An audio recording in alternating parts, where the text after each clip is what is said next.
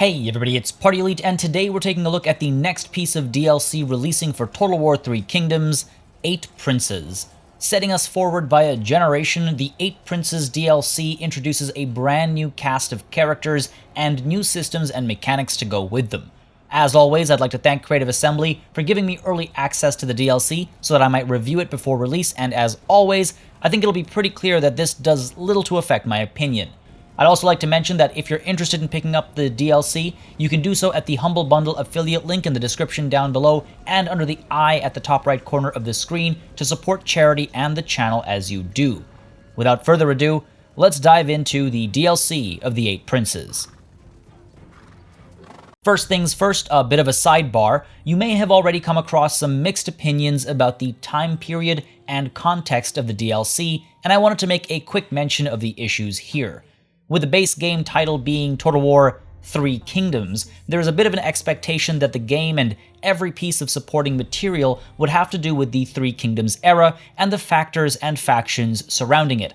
As somebody who is very much not a historian and is unfortunately not extremely familiar with Chinese history, the Yellow Turban DLC sort of fit this bill as there are some direct correlations, the Yellow Turban Rebellion setting the stage for the Three Kingdoms period.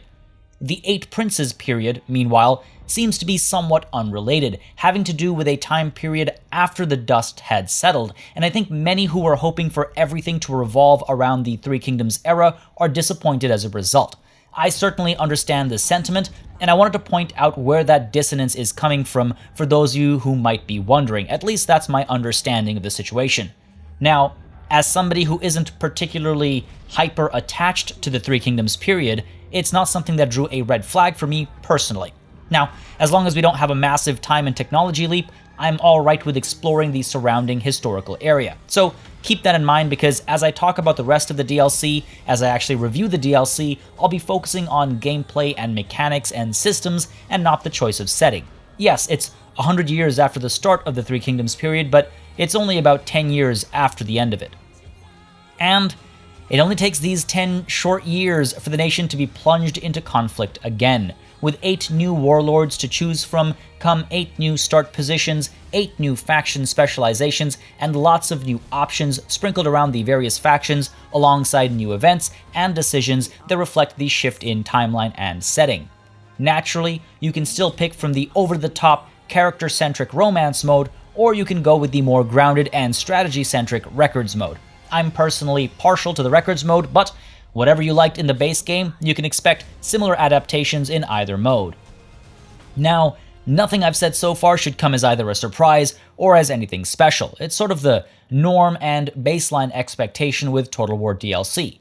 Each warlord has access to, on average, 2 unique units, with some getting 3 and 1 getting a single unique unit. This gives a little bit of added variety to the rosters, and there are other new units as well, so that's always nice to see, and I'm sure many people will be very happy to see the plethora of new, heavier cavalry options. They certainly look cool and hit hard, and as a bit of a cavalry fan, I'm quite pleased. Some of the factions actually see new assignment options that match their playstyles as well, offering better public order, more income from various sources, or a direct relationship to the faction-specific specializations. On which note, there are 8 new specializations, as I'd mentioned. Now, some of these push for a very aggressive playstyle, and others have you taking more of a cautious approach.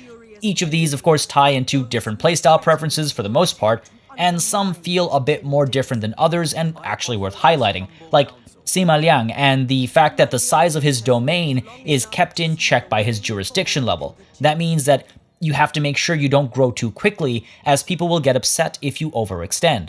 On the flip side, he's able to ask other princes for their cooperation as a means of vassalizing them through diplomacy right from the start of the campaign at the lowest faction rank. Sima Wei, meanwhile, is able to give gifts to members of the court in order to increase satisfaction and improve relationships. That's something which I'm very fond of, because I would really like to see more direct control over inter-character relationships in the game, and this is a step in the right direction. Sima Lun, meanwhile, has the interesting diplomatic options to instigate proxy wars and deceive people while dealing with them in order to have things his way. And while I do like the idea of deception and subterfuge, I always have, I'm not necessarily the biggest fan of the click button, accomplish thing sort of feel it brings here. There's literally a diplomatic option to deceive the enemy that modifies the willingness of the enemy to, or I guess the person you're speaking to actually accept the offer. I wish the game would just elaborate on that and make a bit more of a mechanic out of it. Again, I'm a bit of a role player when it comes to these things, so it really feels weird. How am I deceiving them? What am I promising them? And do I need to keep a charade up? Nope, just gotta click this button and all is well. Just feels a little funny. Ultimately, though, all of the factions are looking to gain more prestige, and if that sounds familiar, it's because it's the same overarching mechanism that guides the base game playthroughs to their conclusions. Expand your realm, build the right buildings, complete the right missions, gain more prestige, climb up the faction rankings, unlocking more options as you do, and then become the victorious prince, or maybe go all the way for an ultimate victory by annexing or otherwise destroying the other contenders. You'll notice that the faction rank ladder has a couple of options flanking it on either side, one of the regent and one of the emperor. At any point in time during your campaign, you can make a push towards wherever the current emperor is. Should you capture the settlement where they sit, which is the imperial capital of Luoyang, to start, you become the regent. This gives you some pretty solid diplomatic and prestige benefits, but if you pull the trigger on this too early, the emperor and his advisors may flee to another. This lets you proclaim yourself as the emperor, sure, but it comes with many negative effects, especially in the short term. You become a bigger strategic threat, and whoever now has the emperor under their protection will really not get along with you anymore. This is a pretty fun mechanic, getting you to balance the risk and reward on pulling that trigger early, or waiting until you're prestigious enough so that nobody will get upset at the move. But of course, if you take too long, somebody else might do it first. This is sort of, I think, maybe my favorite aspect of this new DLC. It's a little different. There's a bit of that sort of risk-reward balancing going on, and it's, I think, the part of the DLC that stands out the most from the rest of the game is something different, mechanically, functionally speaking. Now, apart from the standard ways of gaining prestige that we're already familiar with in the base game, the Eight Princes campaign also introduces the 4 alignments: Spirit, Mind, Might, and Wealth. Various decisions you make will either increase or decrease your alignment points for each of the 4, and as you climb up through the tiers, you'll get various benefits including added prestige. So many times you'll make decisions driven by the extra tick in alignment, allowing you to reap multiple benefits depending on the current situation at hand.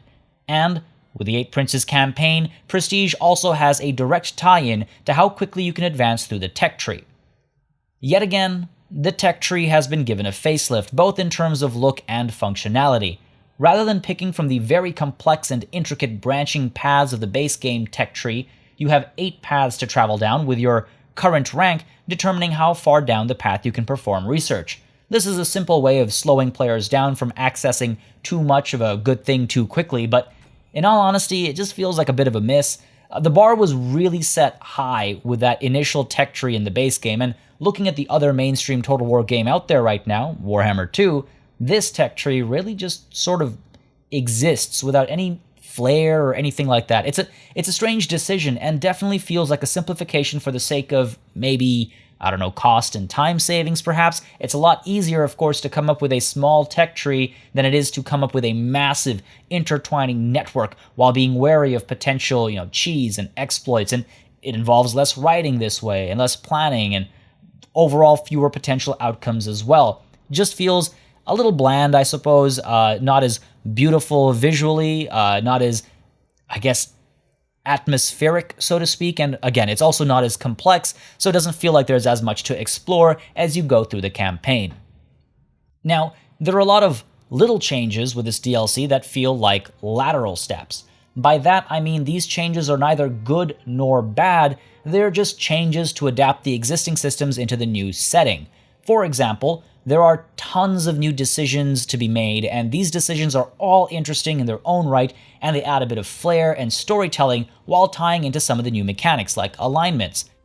It's a perfectly good system, the writing is excellent, the events are interesting, it's all good, but it's a lateral step. It's just another version of what we've already seen before in the base game. So it's more of a good thing, not a complaint.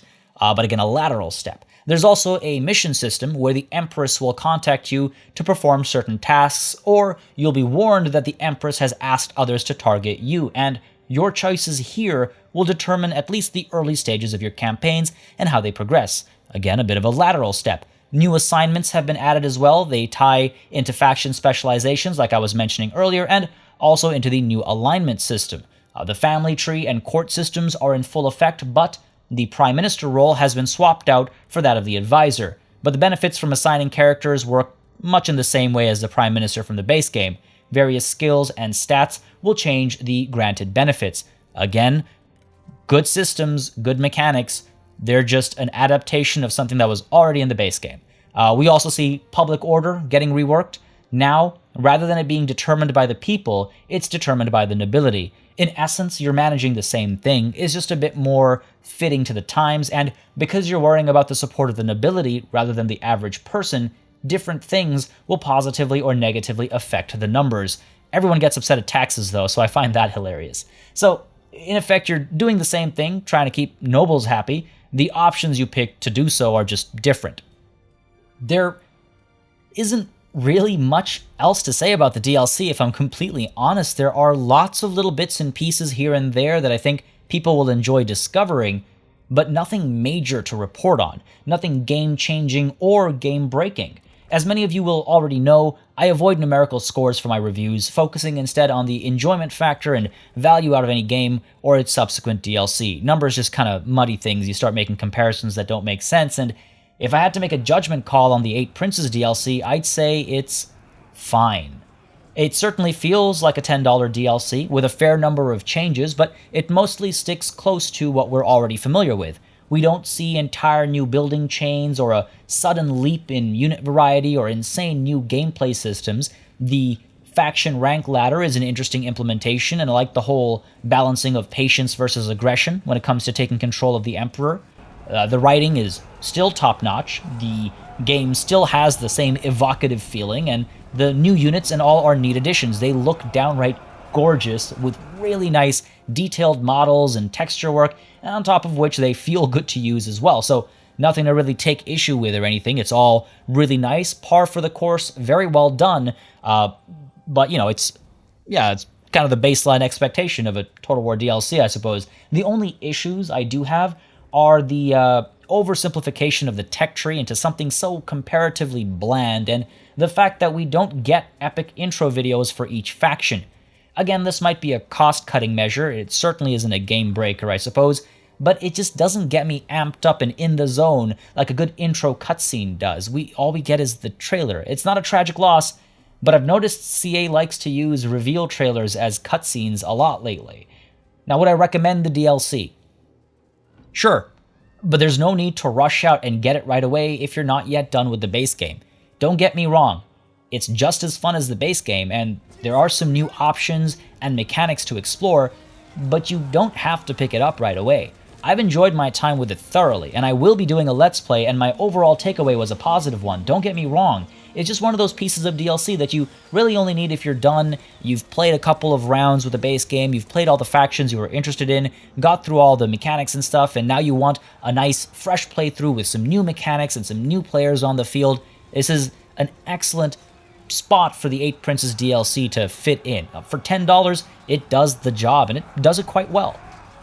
I hope this review helps you make a decision on the Total War 3 Kingdoms 8 Princes DLC. If you have any questions or thoughts of your own, feel free to drop them in the comments down below, and I hope you'll join me for my upcoming Let's Play as one of the more furious warlords made available in this era. Very excited to get started with that, actually. Now, as always, make sure you subscribe to this channel for more Total War and strategy gaming content, including previews, reviews, Let's Plays, and more. A massive thanks goes out to all of my channel members and patrons for supporting the channel on a monthly basis, and a big ol' thanks goes out to each and every one of you for watching. Until next time, cheers.